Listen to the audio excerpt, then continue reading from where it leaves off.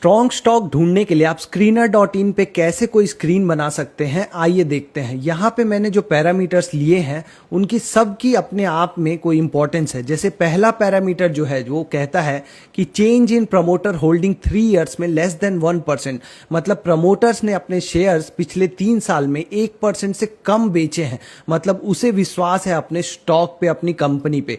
दूसरा कि FII और DI की मिला के 25% से ज्यादा होल्डिंग है कंपनी में, जो दिखाती है कि कंपनी के फंडामेंटल्स अच्छे हैं।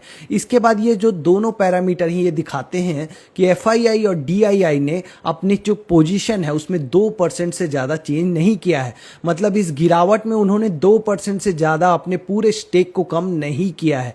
यह भी दिखाता है कि स्टॉक में दम है, स्टॉक स्ट्रांग है।